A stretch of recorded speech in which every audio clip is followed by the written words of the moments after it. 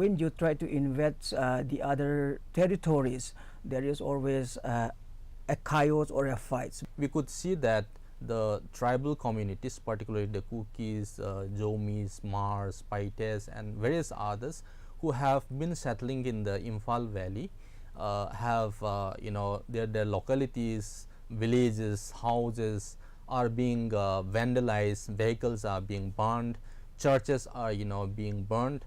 While declaring or trying to engage in proclaiming this many of these areas as reserve forest or protective forest, there are a lot of procedural lapse in terms of identifying that some areas being under the reserve forest. So are you alleging a conspiracy to frame some people? In some way, because this is what I have seen in the media, and the videos are going viral. I think the state should really step in. They need to have the political will to bring or try to bring the normalcy in terms of their basic livelihood first, the security. Hello and welcome to EastMojo. Today I have two guests with me. To my right I have Mr. Vaiphei. He is a professor at the Downtown University in Guwahati. And to my left I have Mr. Ngamjahao. He is a professor at IIT in Guwahati. So Manipur is burning. There has been unrest and chaos on the streets of the northeast Indian states for close to 4-5 days now, and internet connectivity has been shut down. So I am with my guest today, and today we'll try to understand why such a situation has been witnessed in Manipur. So first of all, welcome to both of you. It's a real pleasure to have you here. My first question to you, Mr. Vaiphei. Okay. So what do you think led to the violence in the hill district of Churachandpur, and more recently it has spread to other parts of the state? So why do you think it happened in the first place? Honestly, to me, the violence or the so-called the ethnic cleanses that is being occur in a particular community done by some of the majority communities in Manipur is mainly because of the territory issues between the plains and the hills, right? So the population keeps on arising in the plain areas, and they try to expand in the hill states, in the hill regions of Manipur. It's something like when you try to invade the other territories, there is always a chaos or a fight. But still then now, what the tribals are doing is peoples are invading their territories and they are just defending it. There is no other issues apart from that. So I would like to request my senior, Dr. Ngamjahao. Dr. Ngamjahao, you're a professor, you're a published author and a professor teaching at the IIT in Guwahati. So to understand the violence that erupted in Churachandpur a few days back, we have to go back further to the incident in which certain miscreants took matters into their own hands and burned down an open-air gym which the Honorable Chief Minister Mr. Biren Singh was supposed to inaugurate. So do you think this entire incident or the entire episode of violence could have been avoided if that would not have happened in the first place?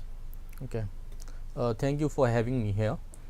Before directly going to or answering your questions, let me go a little back in continuations to what my co-panelists had discussed about. So Manipur, as we all know, is a multi-ethnic society. So every events or every kind of issue is being seen from the lens of communal, right? And therefore we could see that this culmination which we have seen, the unrest which has happened starting from 3rd May is rather an issue which has been the brewing in the minds of the different ethnic groups, particularly at this point of time, the Métis and the Kuki tribals.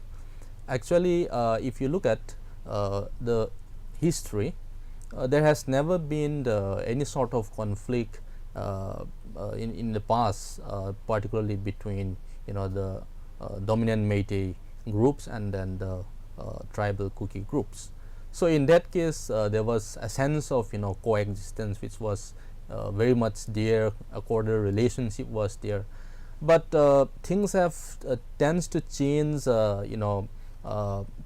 In the recent past, maybe a few years or a decade or so, as one of my co-panelists has pointed out, these are implications of the scarce of resources, and then there's a competition in terms of maybe in the job market or certain others, the land, identity, territory, all these issues.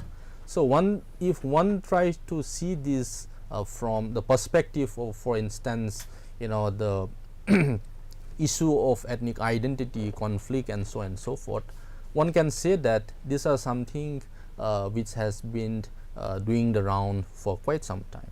Now, coming to your questions of where the gym which was supposed to be inaugurated by the chief minister was vandalized, and then which has sort of like triggered the issues. But I would say that that might not necessarily be the case of the recent conflict which is hovering around for the past 3 days. So what can rather say is that what is happening now and how it all started. So at the moment, for the past 3 days since 3rd May, we could see that the tribal communities, particularly the Kukis, Jomis, Mars, Paites, and various others who have been settling in the Imphal Valley, have their localities, villages, houses are being vandalized, vehicles are being burned, churches are being burned. So my co-panelists will give you a data of that in a short while also, hopefully. But what I'm trying to say here is that how these things are actually happening in the broad daylight, burning of houses, churches, which are being happening around. Even in the presence of the security forces with impunity, Yes. Doctor, there are some who would say that the current events have been triggered due to the Métis community's demand for scheduled tribe status, which is right. I'm coming to that, which has been met with a lot of opposition. So do you think it has something to do or a lot to do with the ST status demand? Now, how it all started was that the Métis were for quite some time been demanding an ST status.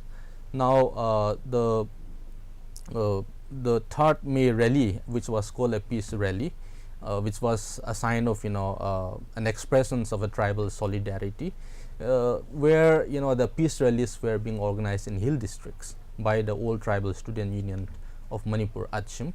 So so it was a peaceful rally in sort of like in the disagreement with the granting of status to the Métis community, who was perceived to be much more advanced in all spheres of aspects. For instance, they are in terms of population they are 60%, and in terms of the seats which they have in the Manipur Legislative Assembly, they have 40, whereas the tribals have 20. So you could see the scenario of the majority and the minority issues, whereas the tribals are in some way apprehensive of this demand for ST because they have the feeling that if the Métis are being granted an ST status, because the tribals at this moment of time, at this point of time, since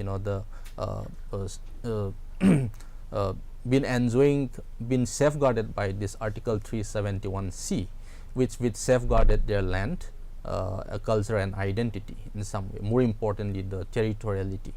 So they are being apprehensive that if this ST status is being granted to the Métis communities, it might lead to the 371C which preserve the territoriality and identity of this community will remain null and void. This is the apprehension on the part of the the tribals in the hills. Do you think one of the reasons that all of this has started is because of the tussle over forest land, especially in the tribal areas? How big a role do you think it has to play on this entire violent episode? See, for quite some time there has been a lot of things doing the rounds in medias. There is a lot of misrepresentation also by saying that some communities are engaged in poppy farming, and many of these teams are in the reserve forest, protected forest, and so on and so forth. Now, I would put it this way, saying that while the declaring or trying to engage in proclaiming this many of these areas as reserve forest or protective forest, there are a lot of procedural lapse in terms of identifying that some areas being under the reserve forest or so on and so forth. So there is a lot of dissent in the minds of many of these the tribals in the hill areas, because they feel that there is a different law altogether, and then if any forms of such laws are to be passed, the hill area council has to be consulted, which is never the case. So many of these laws are actually being passed by bypassing all this. So therefore there is a sense of alienations, there is a sense of apprehensions on the part of the tribal communities. And coming back to Dr. Vaiphei, so some people are trying to paint the rioting with communal colors. It is being said that places of worship are being vandalized. And what input or information do you have from the ground? You've probably heard something that has been going on in Imphal the past few days. So what do you think of the suggestion or idea that all of this has taken a communal turn, and do you think there is any shred of truth to it?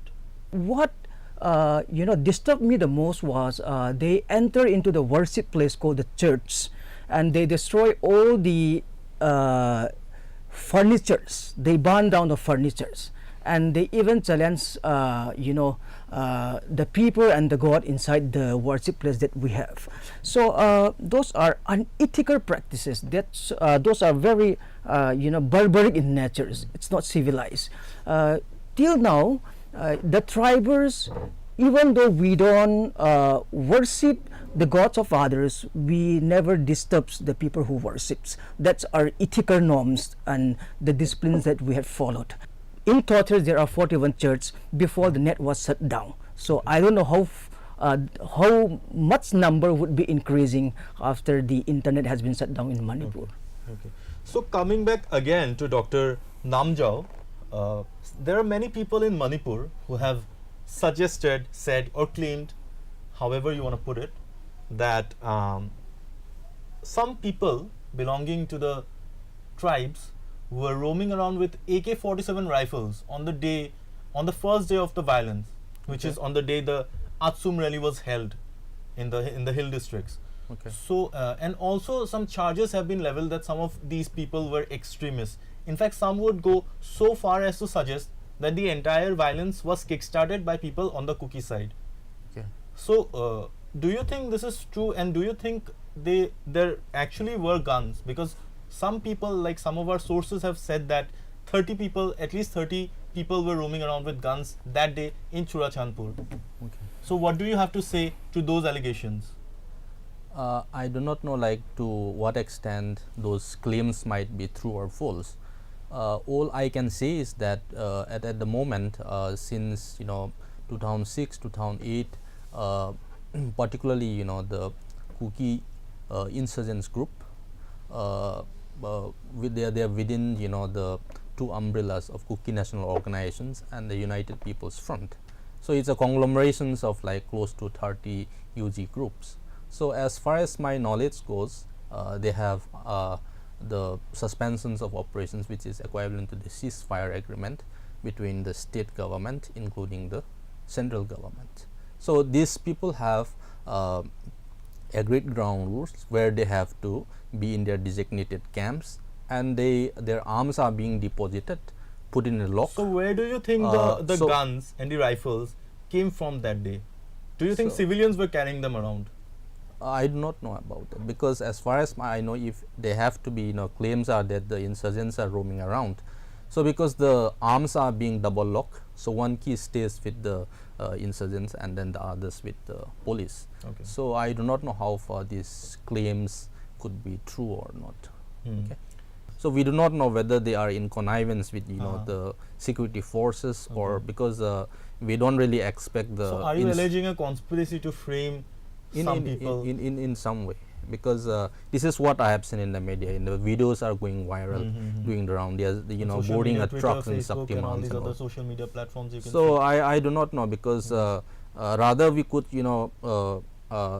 accuse that they must be some insurgents group or something, because they have been freely moving around with those automatic, and then we could see comments saying that they are going there to attack the Kukis and all. And then we could actually see that what I could hear from the ground is that many of these civilians or volunteers from the dominant Meitei groups, that they have been working in connivance with the security forces, particularly the commandos. Okay. So they have been working sort of hand in glove. So which indicates that many of these helpless commoners are actually fleeing for their life, for their security and all.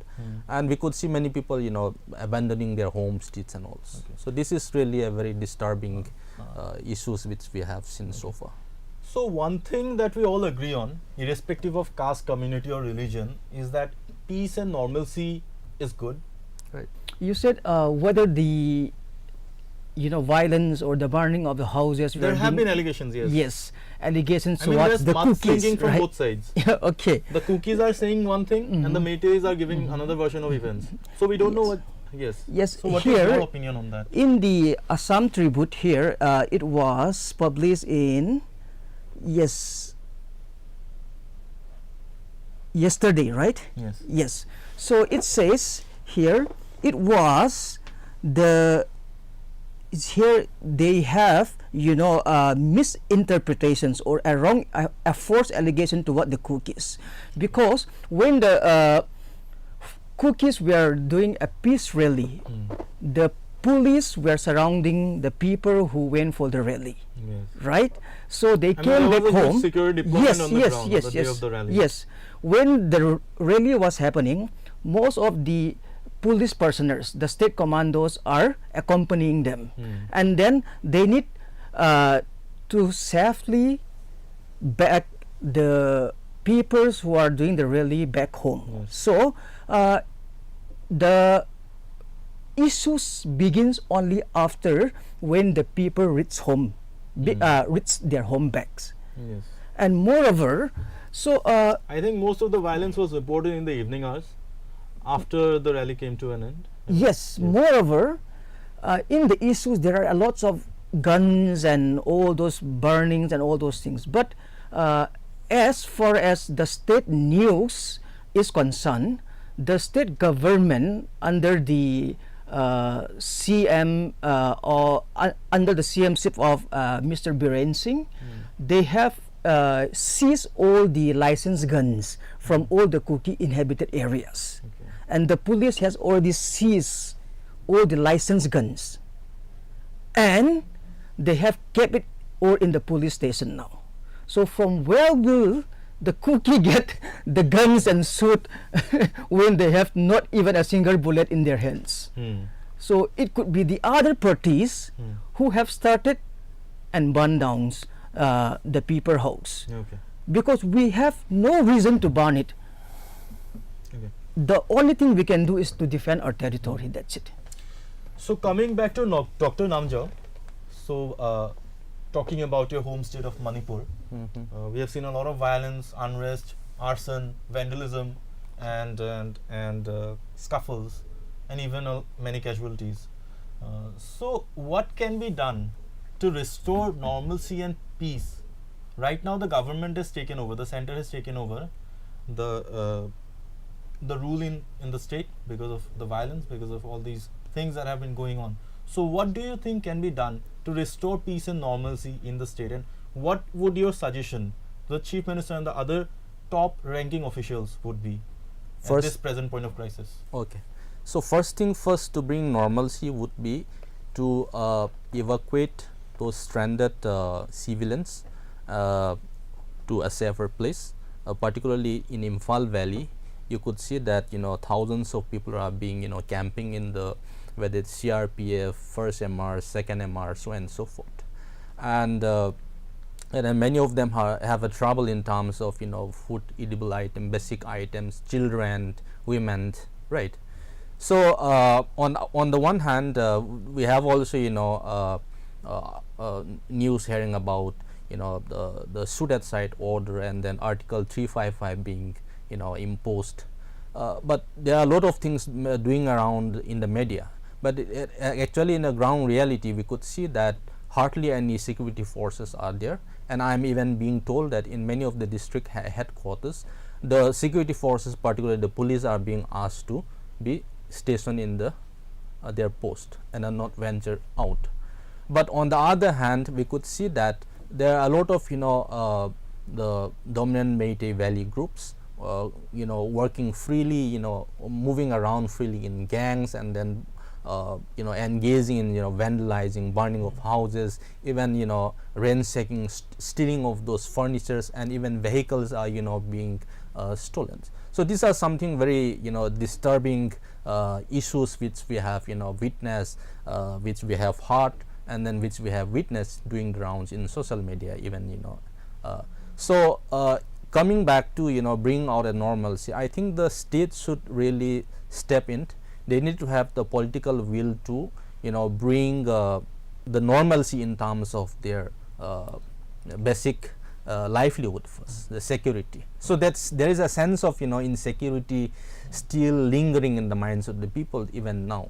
So therefore I think the central government, and then there are a lot of people have been pressurizing that there is a failure in the state machinery, and then the law and orders has been almost defunct in the state. So therefore the only solution on the way out is a president's rule, which is the only hope, because the people no longer believe in the state agencies anymore under the leadership of the state Chief government, Minister. chief ministers. So my final question to you Dr. Vaiphei. Yes.